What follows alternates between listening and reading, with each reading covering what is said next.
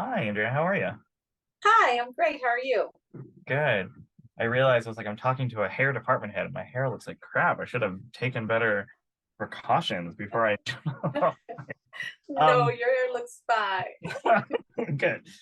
Congratulations on being mentioned in the short list. That's really great. I recently watched the movie and it's the work all around is really stunning. So congratulations. Thank you. You're welcome.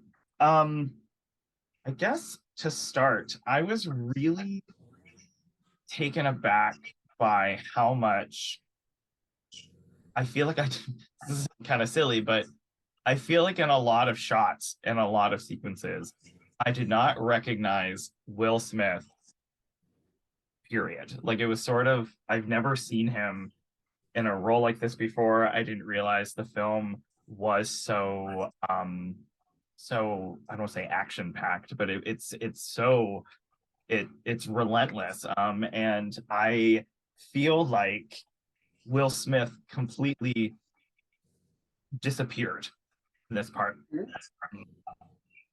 So that's not really a question, but I feel like I would like to just say that to you first.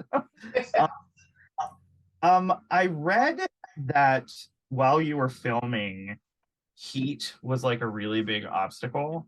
And I was curious if you could tell me, like, did you expect that? How did you as a team, like, combat that? Because I think that is something that I didn't even take into consideration when dealing with a craft like hairstyling. Yes, I already knew it was a factor. I'm from Louisiana, so I know the Oh, okay. heat and I know the humidity. So Okay. I already knew once we were going that direction that certain things would have to be implemented because I've been working. My first 10 years of doing TV and film was in Louisiana, so I know that weather oh too well. But that particular summer, we experienced an all-time high. Of We even course. had, yes, and then no awnings, no anything, because in that slave area, it was straight work related, and they was digging the ditches for the trains to come through. So yeah, I considered it once going in, and much as I could use people's hair or make pieces that I knew I could connect to their hair to be able to present and to create, to develop that look, those are the directions that I went immediately. Because a lot of people came in with extra long hair after COVID. A lot of people grew their hair out. And a lot Oh of the yeah. extras, they did not want to cut their hair because some of them didn't know if they were going to stay the whole shoot or whatever.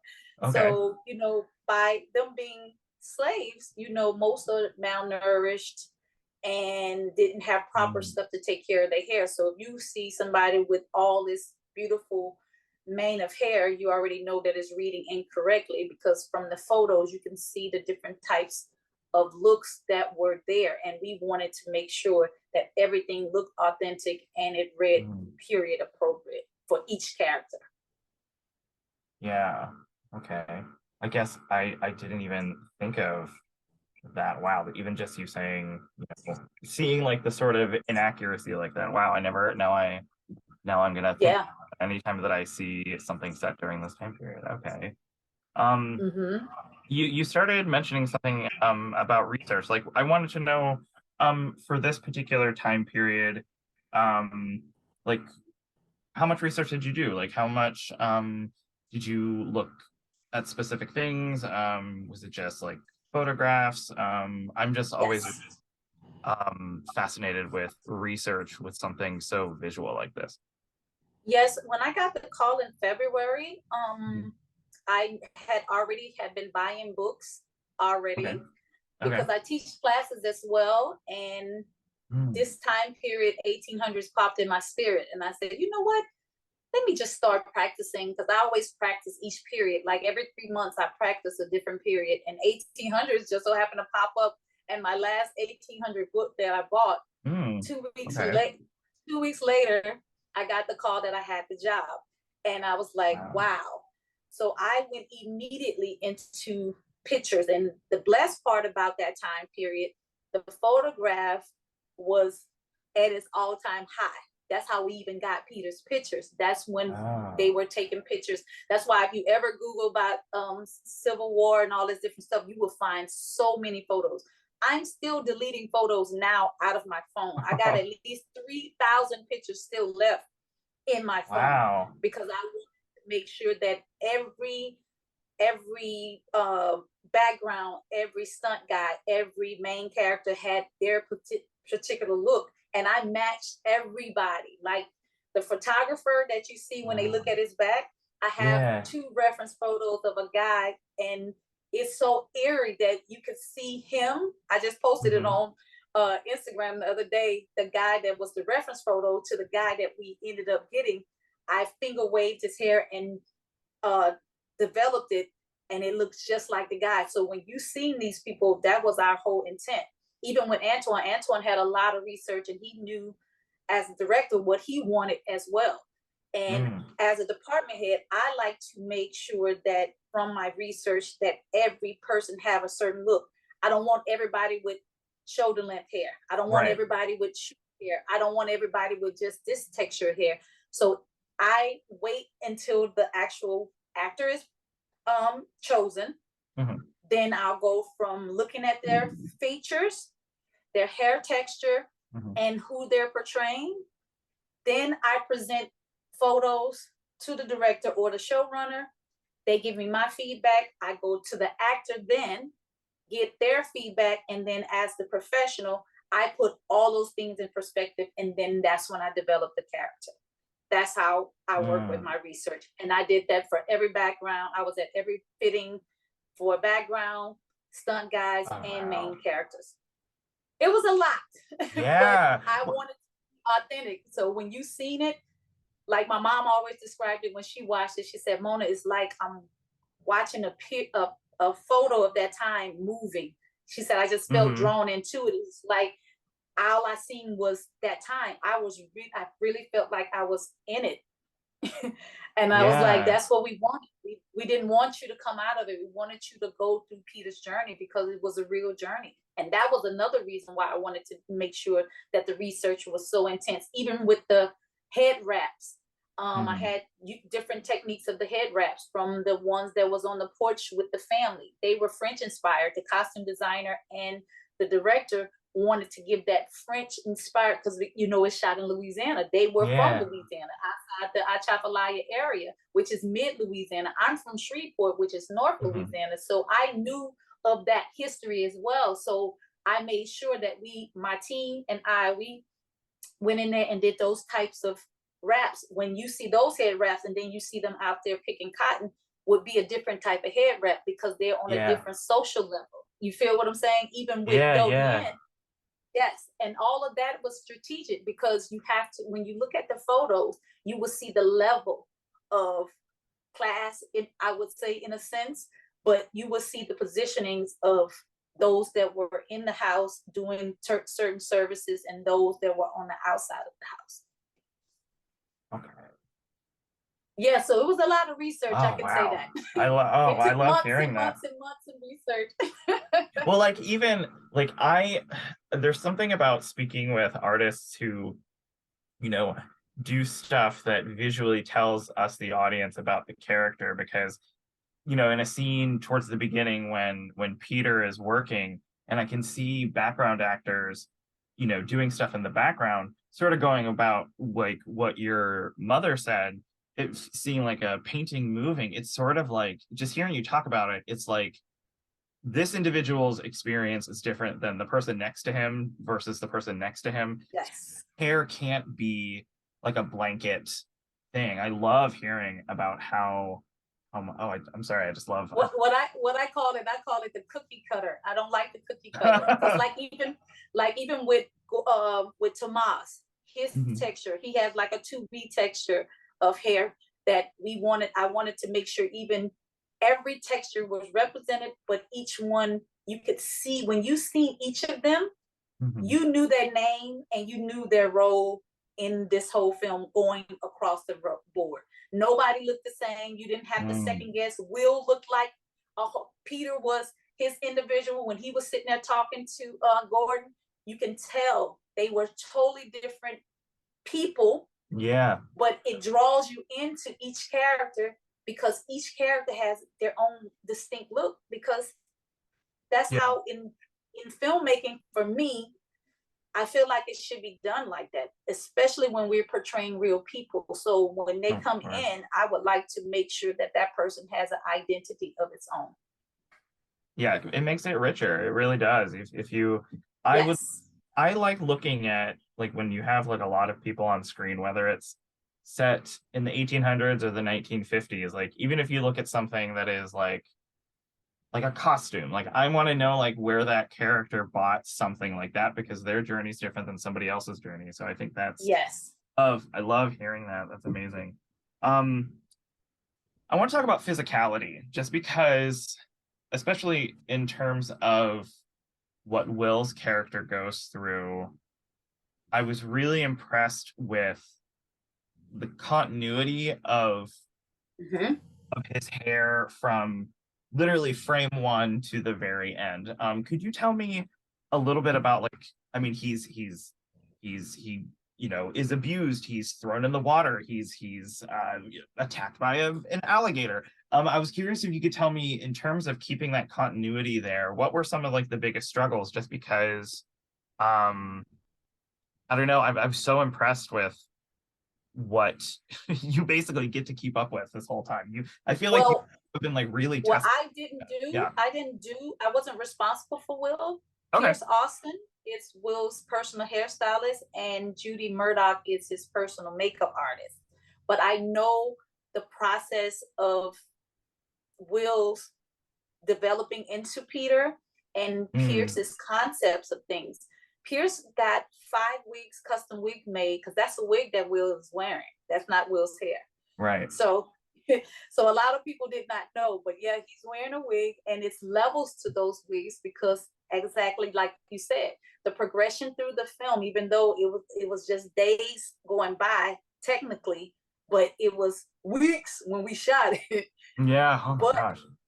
all the stuff that he had to endure, Pierce's intent with the director's instructions was layering in and using techniques to be able to put that texture in to give that disheveled, but not so disheveled, keeping up with it. He even, which was never used before, used 3D, got 3D tattoos made to give that natural breakup of his hairline. And he applied that as well. Yes, so when you're looking at it, it's and you see him run, you see all the details of the structure that they use to be able to create Peter's look. Yeah. Yeah. On my mind today. It's yeah, we went deep on this one. We yeah. Did. Holy shit. Okay. I'm not sure. I was curious about this because I did not know that Emancipation, before I started watching it, I did not know that it was filmed both in black and white and in color. And I was wondering, for you, what is something about like that is a challenge for you and the team that we may not know about? Well, it wasn't a challenge because when you have correct shapes when it comes to hair, they can shoot it in blue, purple, green, or whatever. Okay. When you have correct shapes, that's when the hair reads the correct period. So for me, it didn't affect as much because I knew we were giving the correct shape. So when you're seeing, like when you saw it, you see that it read exactly what it needs to be read. That these were malnourished people that were in conditions that they couldn't really groom themselves and these different things, but it was structured as far as continuity. You can see the continuation, and that's the part that makes or break a film. You know what I'm saying? Yeah. So, yeah. Yeah, I mean, I guess that goes with like consistency. So it's not like even if it from really dark lighting to maybe something that is in color. It's not like I was like, oh, it looks different. No, so yeah, that has to the continuity there. Okay. I always feel silly asking this question when I speak to hair makeup heads, but I feel like it's something that I'm always very curious about. How many, like roughly how many pieces you made in terms of like extensions or I would roughly say, oh God, Ooh, roughly, I know just by hand myself Mhm. from the, because we even had to do wigs for the dummies because of COVID. They wasn't able to order. Oh, That was another thing. By us coming out of that COVID wave, you couldn't even order certain things because they wasn't available. oh Or yeah. you can order it, it would take weeks before it would go through the process of the cleaning and all that stuff to get to you. So I'm Oh very wow. fortunate that I know how to hand make pieces and lay things. So I would say technically, I, ooh, Hmm. because all those dummies that you see that's laying down at that one scene when they go at the end and everybody laid Yeah, out, all those dummies, we had to make wigs for them. So just think about those numbers. Yes, it that's a was lot of hundreds. wigs. It was hundreds of pieces because I started making stuff in February. So by the Wow. time we got to June, then I made probably another approximate because I thought they were going to get the dummies that had the hair. Their intent was to do that, but they couldn't get them. And so I know we probably made another 2 to 250 wigs for just the Oof. dummies. So then the Wow. background pieces, I would say a good, probably about a good 1,000 pieces. It was it was so much hair. Like I had boxes when we wrapped, Yeah. so much stuff. It was just so much stuff. So much. It was a lot. It Because was a lot. I obviously I knew going into the time period, I knew, the scope of the project, but I felt like I was continuously impressed by how many people were always on screen. And it's like there were tons of people. Um, Tons, tons of tons, people. and everybody had to be redone every day. Everything had to be re-prepped every day. Mm. Like we would, oh, I used to have to take boxes of stuff to the hotel just to make sure that it was cleaned and properly prepped for the next day. I averaged probably 2 to 3 hours of sleep. Wow. I remember when the pandemic was really raging and I heard about like like I heard about drag queen performers who were like, I can't get fabric because everything's Yes, backed up. I never even thought that like what you do, it would hold that up too. I don't know why I didn't think that, but that makes total sense. yeah. Oh wow. Yep. So you know Um, exactly what I'm talking about. It was yeah. it was so hard to get certain things and then certain colors, then Mm. certain products. It was always like something on back order or you, but I was very grateful. I was able to find by us being in New Orleans, it was so many different types of beauty supply stores and stuff. Mhm. And when I'm not working and shooting, I always buy product anyway. Like I always get stuff that's in the store because if I Yeah. can't order this special stuff, I Hmm. want to know something that I can use Yeah. instead of, You're and like it walking worked. by it, grab it while you can. It's like, Grab it while you you can. can. Oh gosh.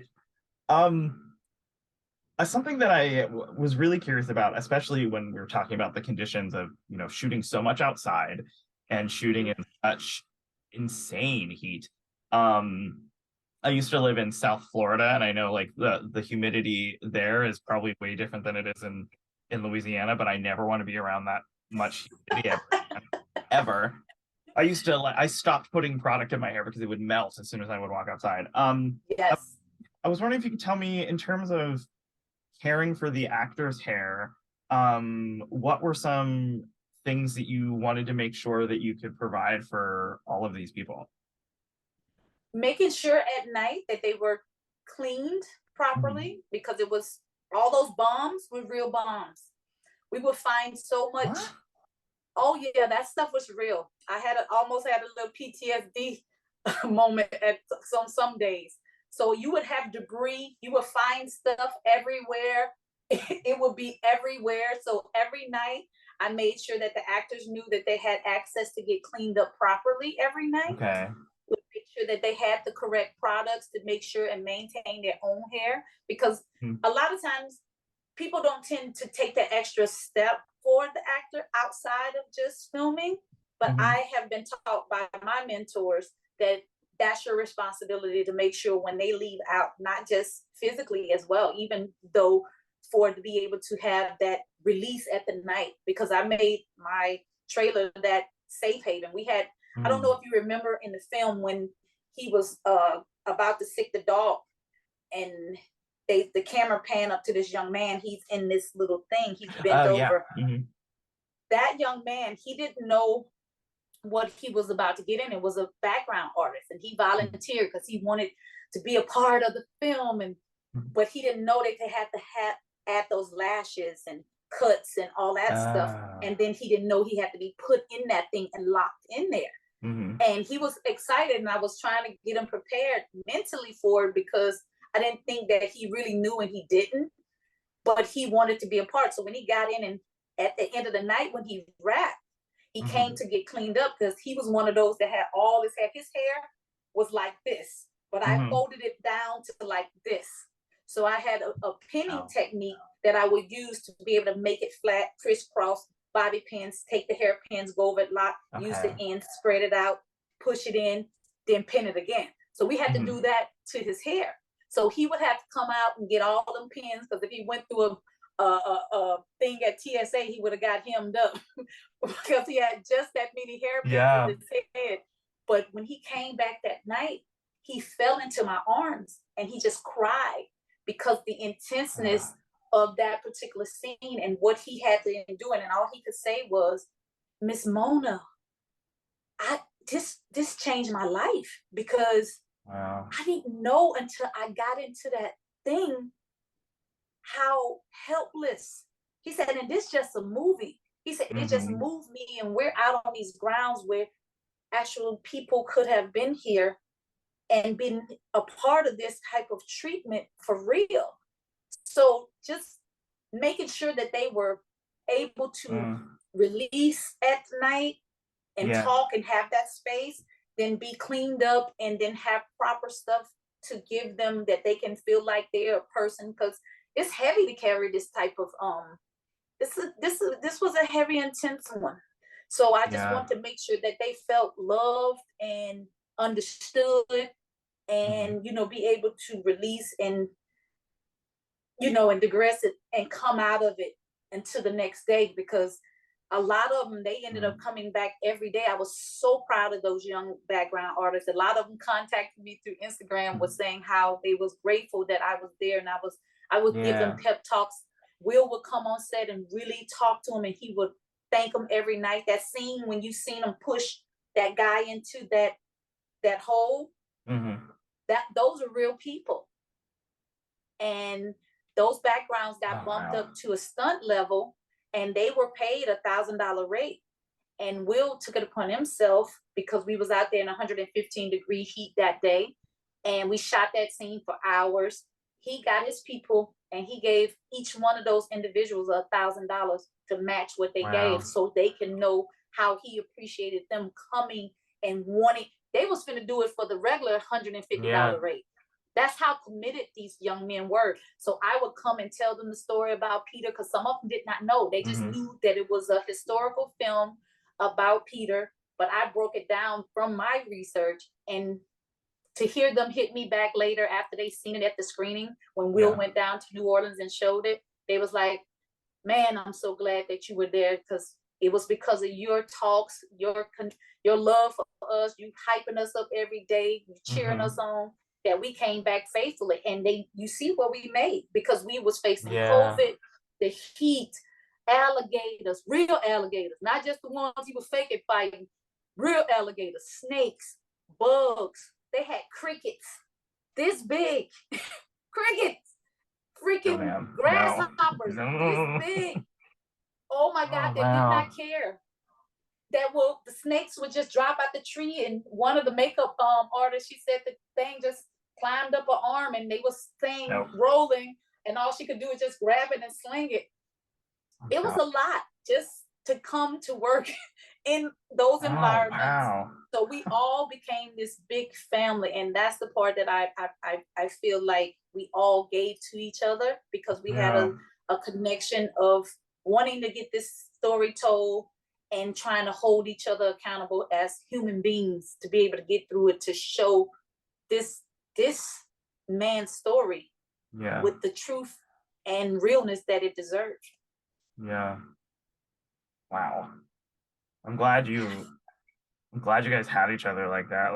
Like, you know, I can, you know, that young man who would go up there and is in that apparatus, like I'm just thinking about as a performer having to stand there in the heat with whatever, you know, physical whatever that contraption is doing to his body as a performer, and then carrying that. Oh wow. And mentally, that Yeah, part, yeah.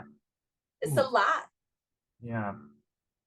Uh, well, thank you so much for your time and your generosity. I'm so impressed with what you and the crew and the actors do with this. It is a very important story. I'm very much rooting for you to get nominated, and congratulations again on Thank you. that. So thank you again for your time. Good luck, and have a good, safe day. Thank you so much.